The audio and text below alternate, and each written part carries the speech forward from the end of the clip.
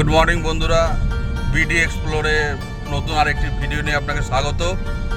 এখন বাজে সকাল 5:45, 14ই আগস্ট। আমরা আজকে যাচ্ছি সুন্দরবনে গিয়ে কোন ট্যুরিস্টের সঙ্গে আমরা যাচ্ছি সেই ভিডিওটা আপনাদের সামনে রাখবো, এবং সুন্দরবনে কোথায় কোথায় ঘুরছি, কী করছি না, কি খাওয়া দাওয়া করছি সমস্তটাই আপনাদের সঙ্গে তুলে ধরবো। দেখতে থাকুন, আশা করি সুন্দরবনের পর্বটা ভালোই লাগবে।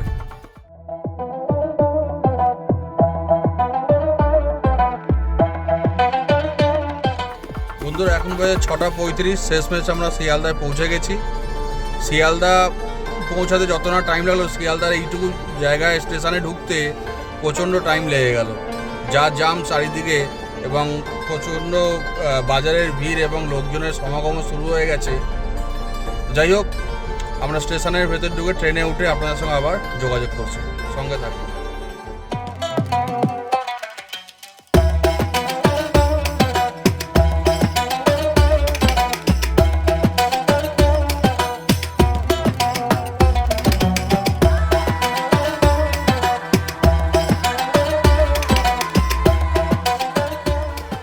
তো বন্ধুরা, শিয়ালদায় এই মুহূর্তে ক্যানিং লোকালে এসে দাঁড়িয়ে গেছে।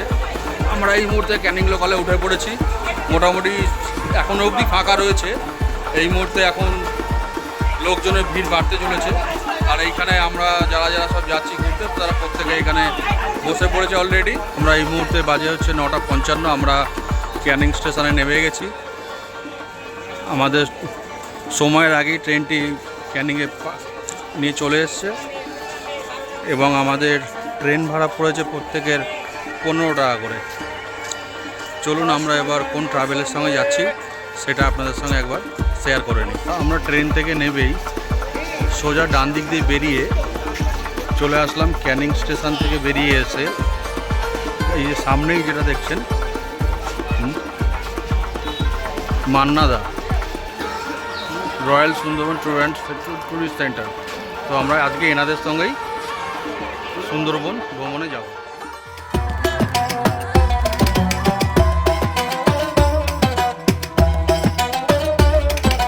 আমাদের তরফ থেকে যে টোটোটা আমাদের করে দিয়েছে, সেই টোটোতে করে চেপে আমরা এখন ওই ফেরিঘাটে যাচ্ছি। ওখান থেকে গিয়ে আমরা লঞ্চে উঠবো। আর এখান থেকে ক্যানিং স্টেশন থেকে আপনার ফেরিঘাট অবধি পৌঁছাতে সময় লাগবে 45 মিনিট মতো। দীর্ঘ 45 মিনিটের টোটো জার্নির পর এই মুহূর্তে আমরা লঞ্চ ঘাটে এসে পৌঁছে আমরা যে লঞ্চটা পেয়েছি সেই লঞ্চটির নাম হচ্ছে MV সুবলা। চলুন আমরা লঞ্চে উঠি। এবার লঞ্চে উঠে দেখাবো লঞ্চের কি ব্যবস্থা রয়েছে। আমরা লঞ্চে উঠে পড়েছি এবং আমরা এখন যাচ্ছি পাখিরালয়ের দিকে।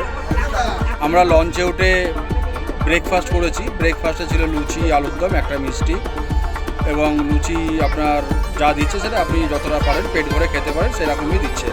সেটা আর দেখাতে পারেন এই কারণে একটু লঞ্চে উঠে একটা ছোট্ট একটা ঝামেলা হয়েছিল লঞ্চওয়ালাদের এবং আদার্স যারা ট্যুরিস্ট রয়েছে তাদেরকে নিয়ে। যাই হোক, ওটা মিটে গেছে। তো আপনাকে আমি দেখাচ্ছি ভিডিওটা শুধুমাত্র এই জাস্ট ওয়েলকাম ড্রিঙ্কস থেকে শুরু করে। তো আমরা ব্রেকফাস্ট করে নেওয়ার পর একটা মাজার একটা 10 টাকার ওয়েলকাম ড্রিঙ্কস দিয়েছে আমাদেরকে। সেটা আমরা খেতে খেতে এই মুহূর্তে আমরা পাখিরালয়ের দিকে এগিয়ে চলেছি। আর পাখিরালয়ে গিয়ে কি দেখব এবং কি আছে ওখানে সেগুলো সমস্তটাই দেখব, এবং তার সাথে দেখব যে হ্যামিল্টনের যে বাংলো, সেই বাংলোর কি বিশেষত্ব আছে সেটাও আমরা দেখব।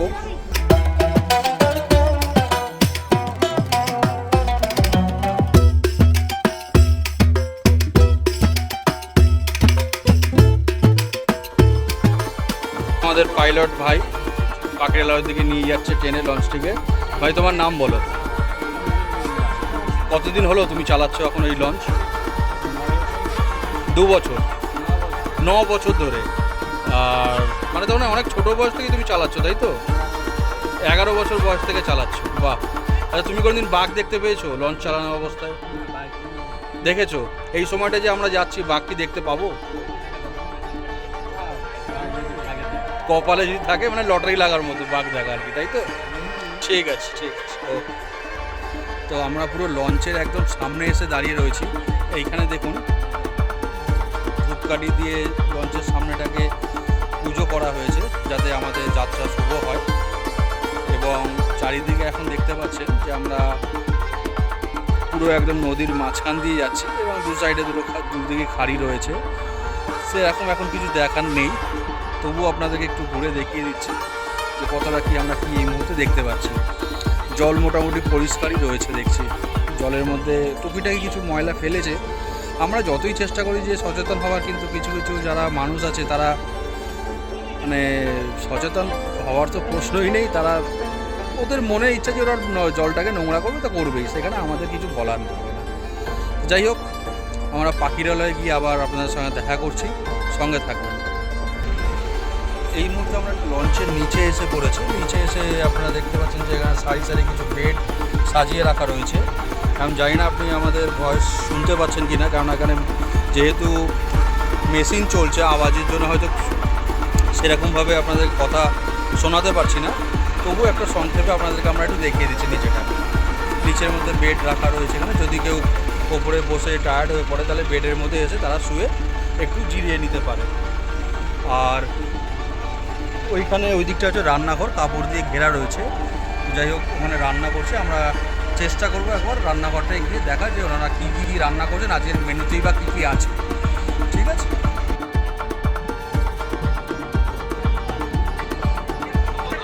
আমি টাইটানিক জাহাজ চালাচ্ছি, পাখিরালয়।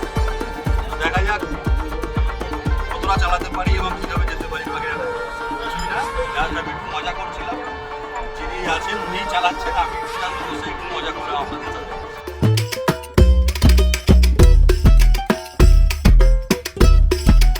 এটা হচ্ছে আপনার বোর্ডের রান্নাঘর। তো এই মুহূর্তে ওনারা প্রচণ্ড গরম ভেতরে, সেই গরমের মধ্যেও আমাদেরকে রান্না করে খাওয়ানোর জন্য রান্না করে চলেছে। আর সাথে হচ্ছে আমুদি মাছ, এখন আমুদি মাছ ভাজা হচ্ছে, সেটা আমাদেরকে দেওয়া হবে। দাদা, এই মুহূর্তে আজকে কি মেনু আছে? হ্যাঁ, আর এইটা হচ্ছে ইলিশ মাছ। আজকে ইলিশ মাছটা দিয়ে আমাদের আজকে খাওয়া দাওয়া আছে।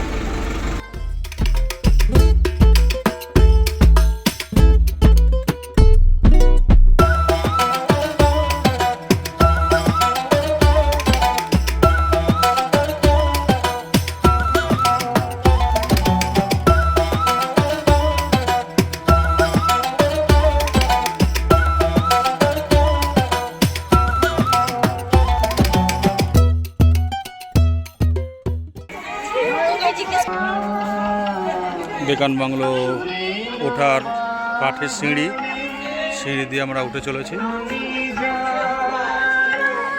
সেরকম কিছু নেই, বাংলোটা পুরো টোটালটাই কাঠ দিয়ে তৈরি এবং এটা যেরকম বন্ধ থাকে তালা মারা সেরকমই রয়েছে। এটা খোলার হয়তো পারমিশন নেই, আর ভেতরটা সেরকম কিছু নেই, পুরো অন্ধকার। আপনারা চাইলে হয়তো সেইভাবে দেখতে পাবেন না। একটু আমরা চারপাশটা একবার ঘুরে দেখি।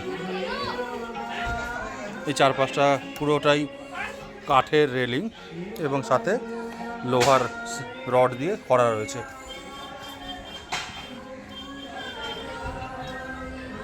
এখানটাতে কাঠটি ভেঙে গেছে, ফাঁকা রয়েছে।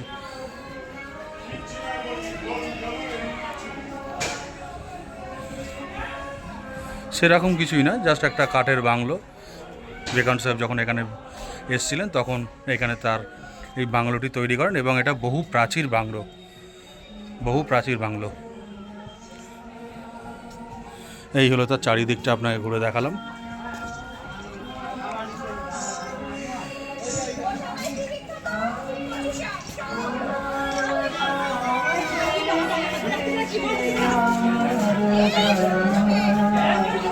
তেমন কিছু নেই, ব্যাস।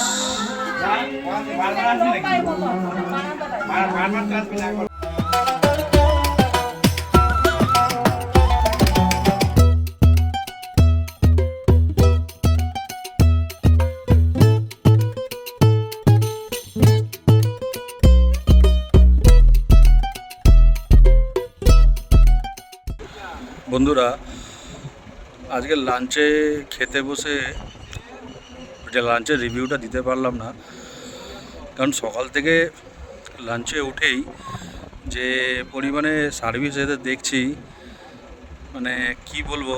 আমি মানে কোনোদিনও মানে কারোর সম্পর্কে আমি কোনো নেগেটিভ কমেন্ট করিনি, বাট কিছু বলার নেই।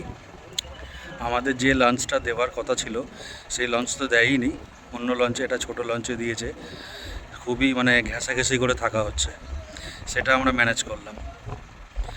তারপরে লাঞ্চে আমরা বসেছি, এসছি তো আমরা ইলিশ উৎসবে।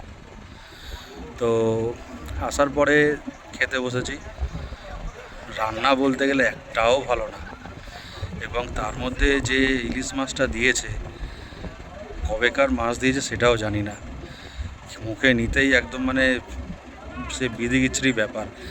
তো সেই খাবারের কি আর রিভিউ দেবো, জাস্ট হালকা করে একটা ভিডিও করে ছেড়ে দিয়েছি। তো আপনাদের কাছে তো সত্যিটা তুলে ধরতে হবে। এই যে মান্না ট্রাভেলস, ওনারা বলেন যে আমরা 40 থেকে 42 বছর ধরে সার্ভিস দিয়ে আসছি। কী সার্ভিস দিয়ে আসছে সেটা ভগবানই জানে। তো আপনারা যদি কোনো দিন সুন্দরবন ভ্রমণে আসেন, তো অবশ্যই ভালো করে জিজ্ঞাসাবাদ করে সব দিক চিন্তাভাবনা করে তবেই আসবেন। এবং ওনারা কোনো মতেই স্বীকার করছিলেন না যে মাছটা যেটা দিয়েছিল সেটা পচা, এবং রান্নাবান্না যেগুলো ছিল সেগুলো খুবই মানে নিম্নমানের। তো যাই হোক, পরবর্তী সময়ে গিয়ে যখন আমি ভিডিওটা করি এবং মাছগুলোর দেখাই, তখন ওনারা স্বীকার করতে বাধ্য হয় এবং বলেন যে আগামী দিন মানে আগামীকাল যে মাছের আইটেমটা ওরা দেবে সেটা আমাদের সামনে বা আমার সামনে কেটে সেটা সার্ভিস করবে, এবং বলল যে আশা করি নেক্সট টাইম এরকম কোনো খারাপ আপনি রিভিউ আমাদের কাছ থেকে পাবেন না। তো যাই হোক, আজকে তো সবে একটা দিন, দেখা যাক নেক্সট দিনে কি হয় সেটাও আপনাদের কাছে তুলে ধরবো। তো এখন আমি নৌকার পুরো একদম সামনেটায় বসে রয়েছি, যেখানে পুজো করে তার একটুখানি আগিয়ে। তো সেই জন্য বলবো আপনাকে সব কিছু একটু চিন্তাভাবনা করে আসবেন। আর এই যে এখন ওয়েদারটা যে সুন্দর হয়ে গেছে, মেঘলা আকাশ, ঠান্ডাটা মানে ঠান্ডা কী বলবো, মানে গরমটা সেরকম লাগছে না, বাট 1 ঘন্টা আগে বীভৎস গরম এবং ঘাম প্রচণ্ড পরিমাণে হচ্ছিল। প্রথমত ভাবলাম যে শীতকালে সুন্দরবন ভ্রমণটা খুবই বেস্ট, তারপরে এখন যেটা দেখছি যে এই সময়টা খুবই ভালো লাগছে, হয়তো বৃষ্টিও আসলেও আসতে পারে, দেখা যাক কী হয়। আর নেক্সট যেটা হচ্ছে, আমরা আপনার কাছে ভিডিওটা তুলে ধরবো আমরা হোটেলে পৌঁছে আমাদের কি হোটেল দিয়েছে, কি রুমস দিয়েছে, সেটার একটা আপনাকে রিভিউ দেবো।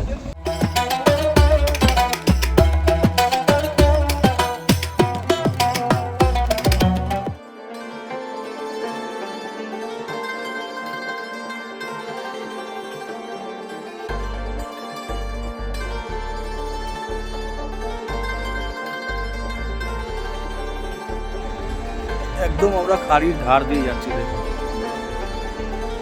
বৃষ্টি পড়ছে হালকা হালকা।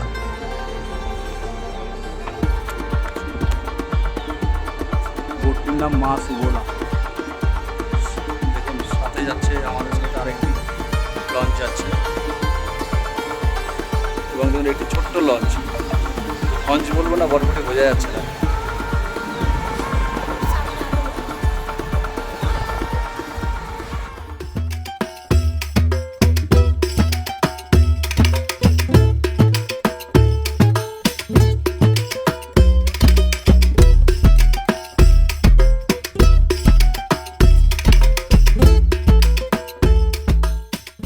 চারখানা লঞ্চ কীভাবে যাচ্ছে দেখুন সুন্দরভাবে, একে অপরকে ওভারটেক করে।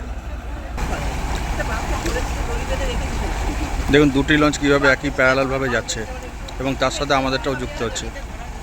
যাই হোক, লঞ্চের এই রেসারেসির মধ্যে এসে গেছে হাতে পেয়ারা। লাঞ্চের পরে একটা দিয়ে দিয়েছে সুন্দর একটা ডাসা পেয়ারা।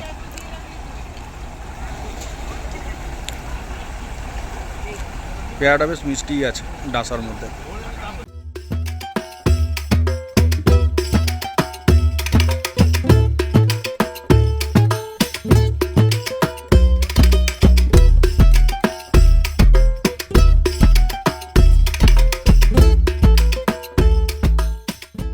এখন বাজে 3:59। এই মুহূর্তে আমাদের বোট এসে পৌঁছালো পাখিরালয়।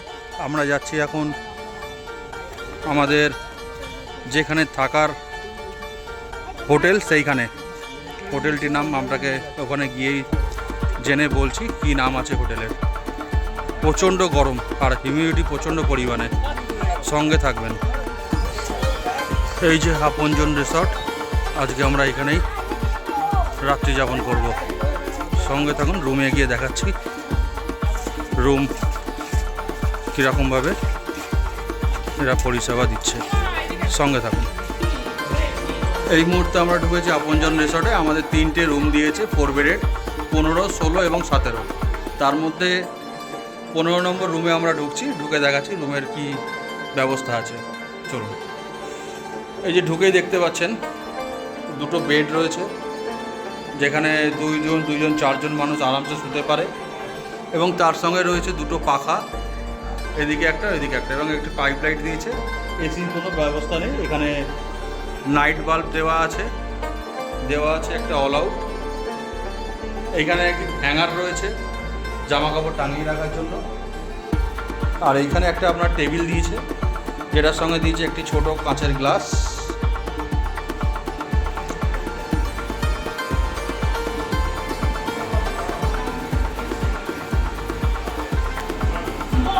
একটি জগ, তার সঙ্গে এইখানে আছে হচ্ছে আপনার একটা বেসিং, জল মোটামুটি ভালোই পড়ছে। একটি দিয়ে দিয়েছে আপনার আয়না। এখানে একটি জানলা রয়েছে, এটি একদম গ্রাউন্ড ফ্লোর রয়েছে, এবং পাশে একটি ফাঁকা জায়গা রয়েছে। তো এবার দেখে নেওয়া যাক বাথরুমটা কীরকম আছে।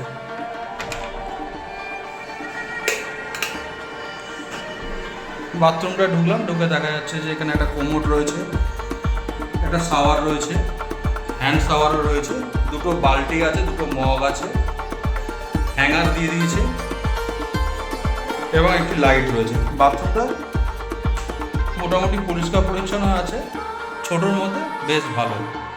আরেকটি জিনিস, এই বেসিংয়ের এখানে যে আয়নাটাই রয়েছে, তার এখানে একটা লাইট দিয়ে দিয়েছে। এখানে দাঁড়িয়ে আপনারা চুল টুল আজরাতে পারেন এবং মেকআপ করতে পারেন। 16 নম্বর রুম, আর এইদিকে রয়েছে 17 নম্বর রুম।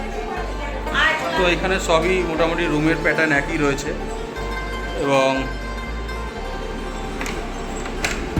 বাথরুমটাও মোটামুটি সেমই আছে, সেখানে আর নতুন করে বলার কিছু নেই।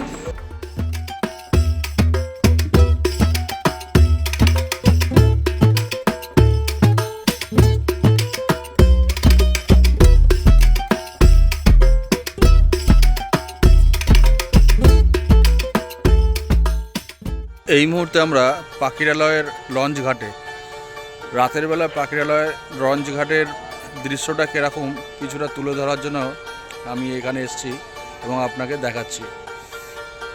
এই হলো রাতের দৃশ্যটা পাখিরালয় লঞ্চ ঘাটের, এবং এখান থেকে বিভিন্ন খাবার পার্সেল হয়ে যাচ্ছে বিভিন্ন হোটেলে, যারা যাত্রীরা এসে তাদেরকে খাওয়াটা দেওয়ার জন্য। মানে মোটামুটি যেটা দেখছি এখানে লঞ্চের মধ্যেই রান্নাবান্না হয় এবং সার্ভ করা হয় হোটেলের মধ্যে। দেখুন একবার রাতের বেলা পাখিরালয়ের ঘাটটা কীরকম দেখতে লাগে। মোটামুটি এখানে আপনার এখন যেটা আমি গুনে দেখতে পাচ্ছি, প্রায় 25খানা লঞ্চ, ধারে বলুন, ঘাটের ধারে বলুন, মাঝখানে বলুন, এদিক ওদিক সব জায়গায় মিলিয়ে মোটামুটি আমার চোখে পড়ছে 25খানা অবধি লঞ্চ এখনও অবধি রয়েছে। এবার চলুন আমরা একটু যাব পাখিরালয় মার্কেট, ওটা কীরকম কী আছে, কীরকম দেখতে, একবার একটু আপনাদেরকেও দেখিয়ে নিই। পাখিরালয় লঞ্চ ঘাটে থেকে শুরু করে এখান থেকে মার্কেটটা প্রায় অনেকটা দূরেই যাচ্ছে। পাখিরালয় লঞ্চ ঘাট থেকেই মার্কেটটা বলতে গেলে শুরু হয়। মার্কেট বলতে রাস্তা ধারে যেসব দোকানপাটগুলো রয়েছে সেগুলো জুড়েই একটা ছোট্ট মার্কেট তৈরি হয়ে উঠেছে। এই যে পাখিরালয় লঞ্চ ঘাট থেকে ডান দিকে সোজা যদি চলে যান, তাহলে আমাদের ওইদিকে রিসর্টটা পড়বে, এদিকে অন্ধকার কিছু নেই, আর এই সোজা একদম রাস্তা বরাবর মার্কেটটা খোলা রয়েছে।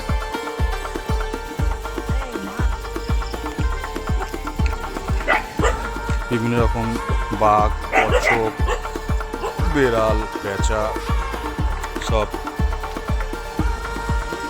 পুতুলগুলো এখানে বিক্রি হচ্ছে এবং কাঠের কিছু সরঞ্জাম এইগুলো এখানে বিক্রি হচ্ছে। এইখানটাতে আছে আপনার মহিলাদের কিছু কসমেটিক্সের দোকান। মহিলারা যাবতীয় যদি কিছু কোনো কসমেটিক্স সুন্দরবনের কিনতে চান তাহলে এখান থেকে কিনতে পারেন। আর এখানে কিছু টেডি বেয়ার রয়েছে, যেমন বাঘ রয়েছে, কচ্ছপ রয়েছে, আরও বিভিন্ন রকম রয়েছে। বাচ্চাদের বিভিন্ন খেলার জিনিস রয়েছে, টুপি রয়েছে এবং তার সাথে এখানে মহিলাদের কসমেটিকের দোকানও এখানে রয়েছে। একদম সোজা রাস্তা দুধার দিয়ে আপনার বিভিন্ন দোকান রয়েছে। একটা সুন্দর ছোট্ট একটি মার্কেট এখানে গড়ে উঠেছে। রাত্রিবেলাটা বেশ ভালোই লাগছে।